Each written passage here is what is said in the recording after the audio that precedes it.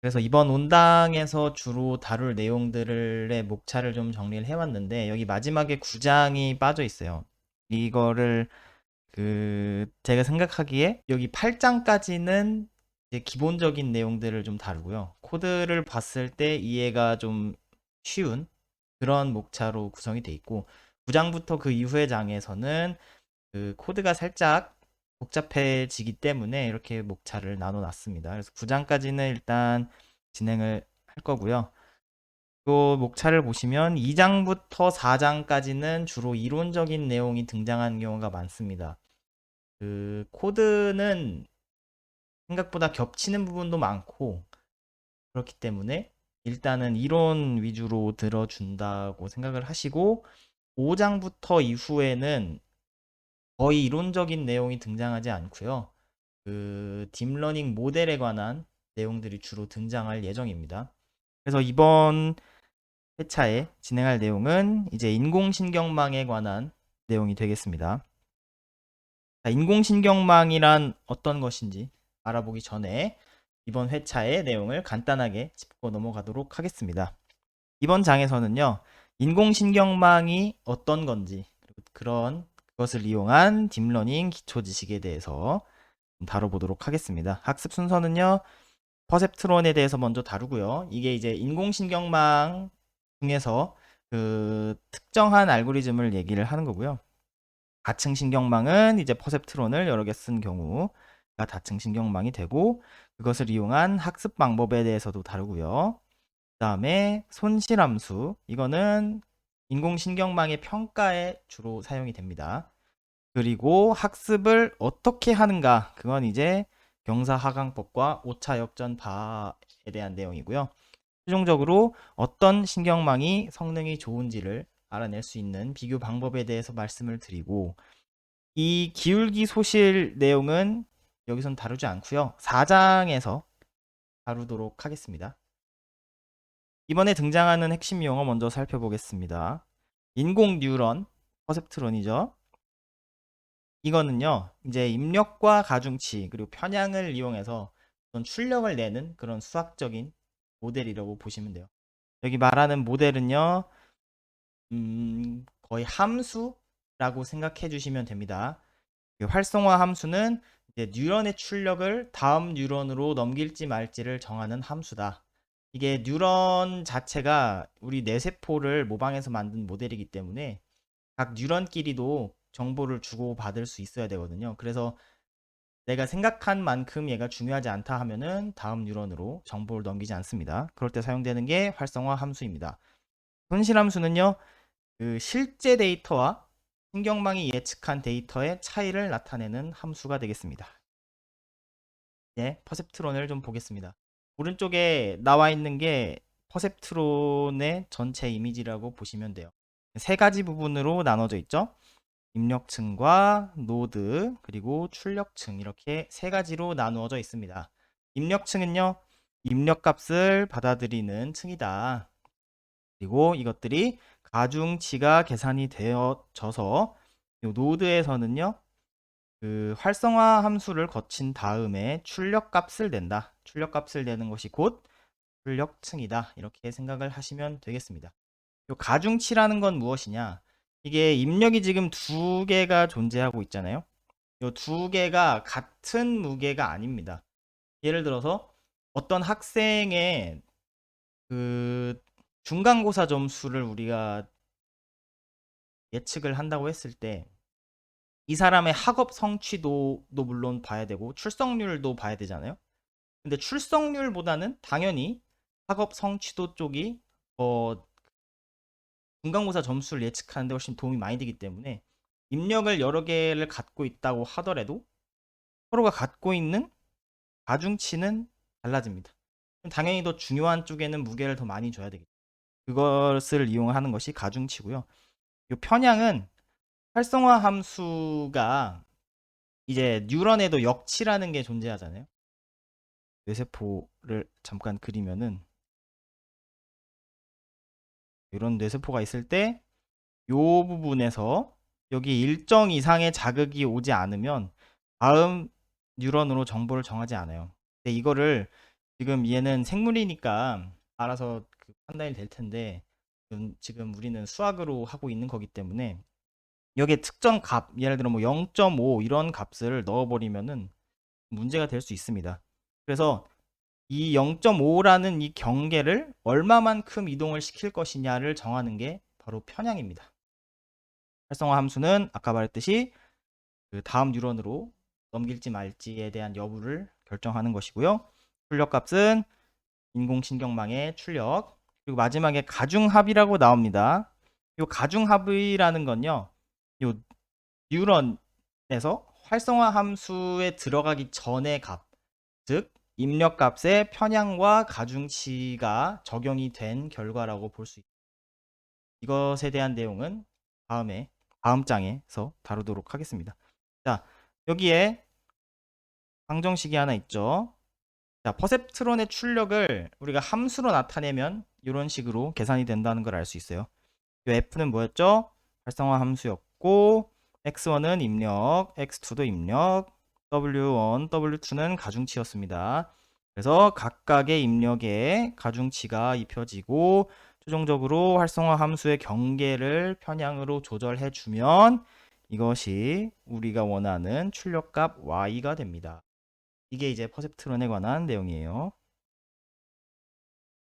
자, 이제 활성화 함수에 대해서 알아보도록 하겠습니다. 활성화 함수가 어떤 뜻인지 먼저 읽어보고 가겠습니다. 자, 임계값을 기준으로 노드의 출력값을 결정하는 함수입니다. 활성화 함수로 인해 층을 쌓는 효과가 생긴다.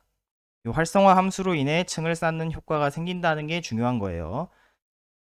자, 옆에서는 이 시그모이드 함수라고 활성화 함수로 굉장히 많이 쓰이는, 보시면 0을 기준으로 0보다 크면 값이 0.5보다 큰 값이 나오고요.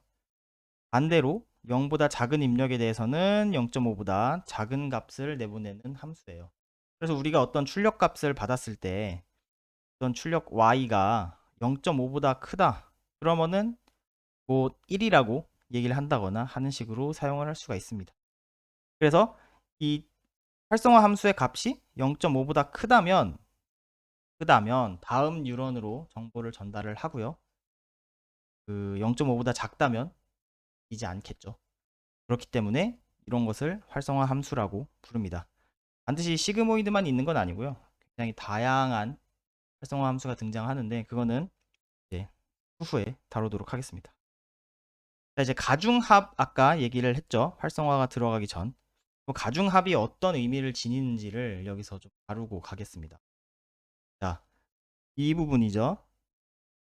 활성화 함수를 들어가기 전 여기에 이제 함수로 이렇게 씌워버리면 이제 퍼셉트론의 출력값이었고 이거 자체만 놓고 보면은 얘가 사실 좀 복잡하게 생겼지만 그냥 그거예요. 직선의 방정식입니다. 그래서 x1과 x2라는 입력에 대한 요 가중합을 그림으로 나타내면은 이런 직선의 방정식으로 보는 거예요. 그리고 요 값들이 어떤 거였죠? 요 부분이죠. wx1, x2 더하기 b 요 부분이었으니까 요 경계, 요 직선 자체가 어떤 노드의 신경막의 출력이라고 볼 수도 있는 거죠. 그래서 이걸 어떻게 이용을 하느냐? 오른쪽에 보시면 데이터를 분류하는 예시가 나와 있어요. 분류라는 거는 얘가 어떤 범주에 들어가는지를 맞추는 겁니다. 값을 맞추는 게 세기라고 부르고요. 자, 이 직선을 보시면 이 직선보다 위에 있는 값들은 1로 분류를 할 수가 있어요. 얘보다 작은 경우는 이제 0이죠. 그렇기 때문에 이 직선 자체를 그 결정 경계라고 부르고요. 근데 이 결정 경계가 뭐였죠? 이게 퍼셉트론의 출력이었다. 그래서 퍼셉트론의 출력이 곧 어떠한 결정 경계라고 볼 수 있는 겁니다. 이것을 이용을 하는 게 이제 딥러닝의 모든 알고리즘이라고 보시면 돼요. 자, 근데 위에서 봤던 이 직선으로 분류하는 경우가 있잖아요. 이걸로 모든 데이터를 분류를 할 수 있는 게 아닙니다. 그 예시를 여기서 드러났어요. 자, 여기 1, 2개 있죠? 여긴 0이 있고요. 요런 데이터 분류가 있다고 했을 때 이걸 직선으로 과연 분류를 우리가 할 수 있을까? 제가 직선 2개를 미리 그어놨습니다. 근데 당연히도 얘보다 값이 크면 1이 돼야 되는데 여기 0이 하나 있죠? 얘도 아니다. 빨간 직선도 얘보다 크면 1이어야 되는데 여기 0이 있죠? 그래서 얘도 아니다. 직선으로 이거를 분류할 수가 없습니다. 그러면 얘를 분류하기 위해서는 어떻게 해야 되느냐? 그 아이디어가 바로 4층 신경망이다. 4층 신경망은요, 직선을 하나만 쓰는 게 아니고요. 2개를 이용해서 미리 데이터의 분포를 조금 바꾸는 그런 알고리즘입니다. 그래서 아까랑 봤듯이 여기에 있는 데이터가 앞에서 봤던 그 exclusive or XOR 데이터 분포예요. 이거를 일단 선을 2개를 준비합니다. 지금 파란 선과 빨간 선이 보이죠? 그래서 얘를 이제 그 축을 좀 바꿔줄 건데, 그래서 여기 보면은 빨간 축과 파란 축이 나와요. 그래서 이 파란 축보다 위에 있으면은 파란 축의 1에 위치시킬 거고, 이 파란 축 밑에 있으면 파란 축의 0에다가 위치시킬 거예요. 빨간색도 마찬가지죠. 빨간색 위에 있다면 1에다가, 보다 작다면 0에다가 위치를 시킬 겁니다. 그럼 이제 이 4개의 점을 한번 다 볼게요. 자, 1이라는 요 점, 1번으로 표시되어 있는 이 점, 파란 선 위에 있죠. 빨간 선보다도 위에 있습니다. 좌표로 나타내면 1,1이 되죠. 그래서 여기로 오는 겁니다. 자, 이 0 2개는 둘 다 파란 선보다는 밑에 있고 빨간 선보다는 위에 있습니다. 그러면 좌표로 나타내면 어떻게 되죠? 1,0이죠. 빨간 선이 먼저 옵니다. 가로축에 있으니까. 자, 1,0 어디죠? 0, 여기에 2개가 오네요. 자, 여기에 2번과 3번이 옵니다. 자, 요 1번은 둘 다 밑에 있으니까 0,0이겠죠? 그래서 여기로 온다는 거. 아, 이게 오타가 있네요. 1이죠. 자, 그러면 이제 0들은 여기 몰려 있고 1은 여기에 있기 때문에 직선 하나를 그어서 0과 1을 분류를 할 수 있게 되는 겁니다. 왼쪽에서는 선 하나로는 절대 못했는데 선 2개를 이용해서 데이터의 위치를 조금 바꿔주고 다음에는 직선 하나로 분류할 수 있게 하는 것, 그것이 다층 신경망의 이 아이디어예요. 그림으로 한번 보면, 자, 단층 신경망이라는 거는 여기서 이 가중치가 적용이 되는 곱해지는 부분을 은닉층이라고 부르는데 이 은닉층의 개수가 하나면 단층입니다. 여기서는 한 번, 2번 계산이 되죠. 그래서 다층입니다. 자, 이 부분, 자, 오른쪽에 있는 게 다층 신경망이에요. 앞에서 봤듯이 요런 풀 수 없는 데이터 분포를 풀게 해주는 건데 그게 어떤 것이냐? 자, 요 가중치가 한번 계산이 되는 것이 그 데이터의 분포, 데이터의 위치를 살짝 바꿔준다. 그다음에 한 번 바꿔주고 2번 바꿔주고 마지막에 여기선 직선으로 나누는 그런 알고리즘이, 이때 층의 개수죠. 층의 개수가 지금 2개 있으니까 층의 깊이는 2가 되고 층의 너비, 자, 2층의 너비는 이 노드의 수로 결정이 됩니다. 또 2가 되겠죠. 여기서는 노드의 개수가 3이 되는 겁니다. 3개 있으니까요. 생각하시면 됩니다. 자, 이제 직접 한번 다층 신경망이 어떻게 exclusive or 데이터 분포를 예측할 수 있었는지를 한번 직접 계산을 해볼 거예요. 중간에 나와 있는 요 A1과 A2, 이거는 그 중간에 있는 은닉층의 출력을 나타냅니다. 자, A1 먼저 계산을 해볼까요? A1은 어떤 식으로 계산이 되나요? X1에 W1이 곱해지고 X2에 W2가 곱해진 다음 B1, 이게 곧 마이너스 8이에요. B1이고 여기가 B2죠. A2는 어떻게 계산이 되죠? X1 W3 더하기 X2 W4 더하기 B2가 됩니다. 3이죠. 그래서 이거를, 이 계산 결과를 제가 여기다가 표로 정리를 해 왔습니다. 그래서 각각 x1과 x2에다가 요 0, 0, 0, 1, 1, 0, 1, 1 순으로 집어넣어 주면은 결국에는 요 x1, w1 쭉쭉쭉쭉 계산돼 있는 요 부분이 마이너스 8이 되는 거예요. 0, 0을 넣었을 때는 a2에서는 3이 되겠죠. 마이너스 8은 0보다 작습니다. 그래서 0이 되고요. f3, 3은 0보다 크죠. 그래서 1이 됩니다. 쭉 보면은 마이너스 3이니까 0이고 4니까 0이고 3이니까 0이고 마이너스 4니까 0이에요. 이렇게 데이터의 분포가 한번 바뀝니다. 이 값을 잘 기억을 하고 계주세요. 자, 이제 마지막으로 출력값 결정하는 부분을 볼게요. 출력값은 이렇게 계산이 됩니다. 자, A1W5 더하기 A2W6 더하기 B3가 됩니다. 얘가 B3예요. 이것도 마찬가지로 A1과 A2는 앞에서 우리가 계산이 돼 있었죠. 그 다음에 W5는 마이너스 11이고 W6도 마이너스 11, B3가 6이기 때문에 이 값들을 전부 넣어서 계산을 해보면 이렇게 값이 떨어지는 걸 알 수 있고요. 이걸 이용해서 Y를 계산을 해보면 0과 1, 1, 0이 나온다. 그래서 이 결과값 여기 정답을 보면은 얘도 0이 서로 겹치죠. 그러니까 0이고 안 겹치니까 1, 안 겹치니까 1, 겹치니까 0. 그래서 예측값과 정답이 일치한다는 것을 알 수 있었습니다. 자, 이제 그러면 하나의 직선을 나타내는데도 여러 개가 있을 수 있잖아요. 실제로 제가 두 개를 지금 직선을 그렸죠.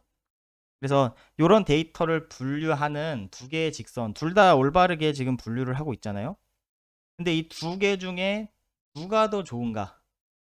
그거를 알 수 있는 방법에 대해서 설명을 해드리겠습니다. 그걸 이용하는 것이 바로 손실 함수라는 겁니다. 손실이라는 건요, 오차라고도 불러요. 오차. 이거는 즉 그 실제 값과 좀 떨어져 있는 에러라고도 볼 수 있죠. 그래서 오차가 적은 것이 더 좋은 결정 경계다. 일반적으로 그렇게 알려져 있다. 이게 오차가 작다고 해서 반드시 더 좋은 성능을 내는 것은 아니에요. 하지만 그런 성능을 우리가 유추할 수 있는 방법 중에 하나가 이 오차가 된 거겠죠. 그래서 여기서는 이 점과 결정 경계 사이의 거리를 오차 함수로 지정을 한 겁니다.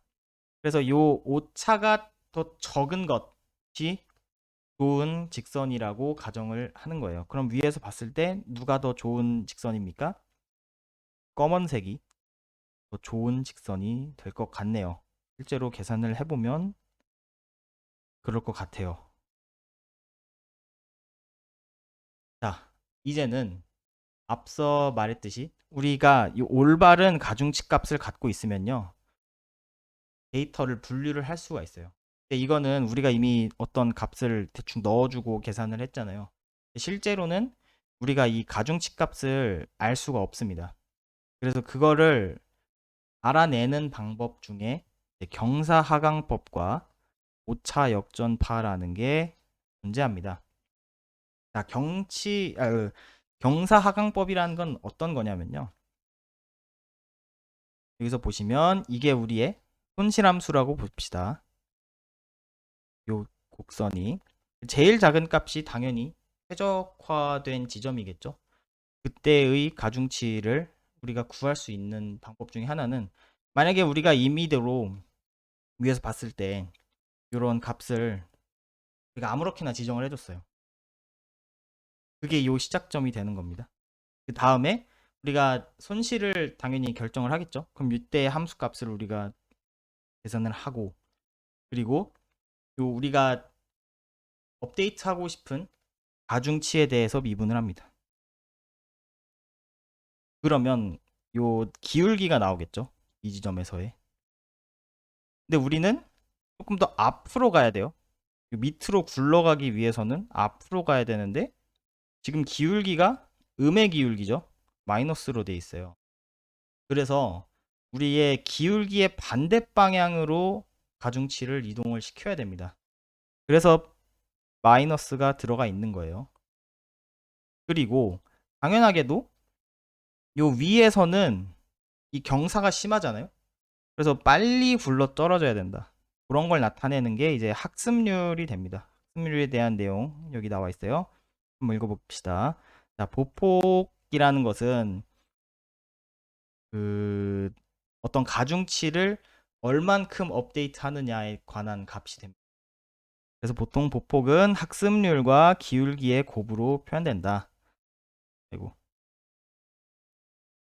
이 페이지에서는 이 부분이 이제 보폭이 되겠죠. 즉 기울기가 클수록 보폭도 크고 기울기가 작을수록 보폭도 작아집니다.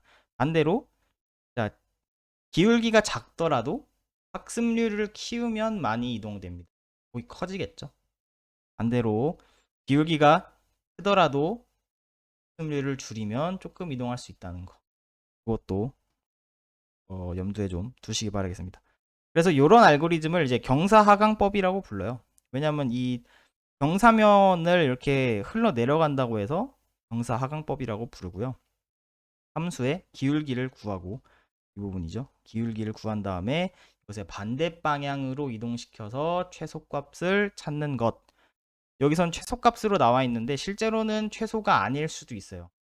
어떤 경우냐면 이런 함수가 있다고 했을 때 우리가 시작점이 만약 여기였다면 경사하강법을 이용하면 요 지점을 찾게 되겠죠. 반대로 여기였으면 여기를 찾는데 시작점에 따라서 최적화점이 좀 달라질 수 있고요. 그리고 이 최적화점이 반드시 최소값이라고는 장담을 할 수가 없습니다. 이거는 아직까지 해결할 수 있는 방법이 알려지지 않은 것 같아요. 자, 이제 학습률에 관한 내용 조금 더 다뤄보도록 하겠습니다. 학습률은 우리가 학습을 할 때 사용자가 임의대로 지정을 해주는 어떤 상수예요. 그래서 내가 생각하기에 학습이 너무 더디다. 그럼 학습률을 키우고요. 좀 학습이 잘 안 되고 어떤 값에 자꾸 수렴을 하더라. 그러면 학습률을 좀 줄여볼 수 있습니다. 그 이유는요. 자, 시작점을 여기로 잡았을 때 우리가 학습률을 매우 크게 잡아요. 그러면은 기울긴 요 정도라서 일반적이라면 한 요 정도 움직였을 텐데 우리가 학습률을 매우 키웠잖아요, 지금. 그래서 여기로 오게 됩니다. 요 지점에 오게 됩니다. 여기서도 마찬가지로 요만큼만 이동하면 될 걸 이렇게 이동시키게 되겠죠. 그렇기 때문에 보통이면은 한 3걸음 정도면 갈 거를 얘는 지금 하나, 둘, 셋, 넷, 5번 정도는 봐야 된다. 그래서 오히려 학습률을 너무 키우면 또 학습이 느려질 수가 있어요. 이번에는 내가 학습률을 키웠더니 학습이 잘 안 돼서 좀 겁을 먹고 많이 줄이게 되면은 시작점이 여기였을 때 보통이라면 한 요만큼 갔을 것을 학습률이 너무 적어서 요 정도밖에 못 오는 겁니다. 얘도 마찬가지로 원래대로면 한 두세 번이면 올 수 있는 거를 한 번, 두 번, 세 번, 네 번, 5번에 걸쳐서 가야 되기 때문에 적당한 학습률을 찾는 거는요. 실험적으로 찾아봐야 되는 것도 있고요. 일반적으로는 0.0001 정도를 사용을 합니다. 0.001과 0.0001 사이의 값을 정을 해주면 돼요. 자, 그러면 우리가 이제 얼마만큼 업데이트를 하느냐, 경사강법에서 중요했던 게 바로 기울기잖아요. 근데 지금은 우리가 알아야 되는 게 한 열 몇 개밖에 없기 때문에 직접 미분을 해볼 수 있는데 만약에 한 150만 개 정도의 가중치가 있으면 직접 미분을 할 수가 없어요. 계산량이 너무 늘어나 버리기 때문이죠. 그래서 그거를 해결하기 위해서 등장한 것이 바로 5차 역전파 알고리즘입니다. 그래서 일단 손실함수를 계산을 해놨으면 요 아까 y도 a에 관한 함수였죠. a1 w5 더하기 a2 w6 더하기 b3 이런 함수였어요. 이거를 a1과 A1이 아니죠. W5와 W6에 관한 함수로 나타낼 수가 있게 됩니다. 그래서 이거를 이제 원래면 A1이 W1과 W3에 관해서 W2에 관해서 설명이 되잖아요. 그래서 되게 길었던 방정식을 중간 값을 이용해서 좀 간략화 시키면 이것에 대한 미분을 구하는 것은 간단해집니다. 그래서 요거를 그 미분의 연쇄 법칙이라고 해요. 살짝만 얘기를 하면 dx, df, dy, dx 이렇게 그 어떤 큰 함수를 중간 값에 대해서 미분을 하면은 요 dx가 사라지면서 곧 y에 대한 미분으로 나타날 수가 있게 됩니다. 그래서 우리가 dy, df를 구하기는 어려워요. 이건 계산량이 많아집니다만 df, dx는 쉬워. 얘는 쉽고 dx, dy도 쉬워. 그 다음에 쉬운 거 두 개를 계산한 다음에 얘네 두 개를 곱해주는 것 이것도 쉽다. 그래서 어려웠던 미분을 쉬운 미분으로 나눠서 곱해주는 알고리즘이 바로 5차 역전파 알고리즘인데요. 보통 이제 손실함수라는 거는 신경망의 출력을 이용해서 계산을 하게 되잖아요. 그래서 이 출력층부터 계산해 나가는 게 쉬워진다. 그래서 원래대로라면 입력을 통해서 가중치가 계산이 되고 출력을 계산하는 것이 순전파라고 한다면 이건 반대로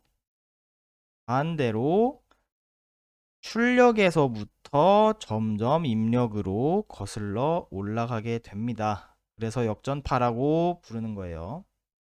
이 내용에 대한 상세한 계산은 책의 부록에 실려 있기 때문에 그 부분을 참고를 해주시면 감사하겠습니다. 자, 5차 역전파 알고리즘 결국 어떤 거였나요? 정답과 신경망이 예측한 결과를 오차를 최소화하는 가중치를 찾는 알고리즘이다. 미분의 연쇄 법칙을 이용한다는 점, 그리고 출력층에 가까운 가중치부터 수정해 나간다는 점, 이것을 알아주시면 되겠습니다. 자, 이제 신경망의 성능을 비교하는 방법에 관해 되겠습니다. 아까 제가 말했듯이 손실이 적은 것이 좋은 결정 경계라고 말씀을 드렸죠. 그래서 결정 경계가 지금 A와 B 두 가지가 나와 있어요. 그리고 분류를 하는 걸 보면 결정 경계 A는 100%로 다 맞추고 있고요. 결정 경계 B는 요 두 점을 잘못했죠.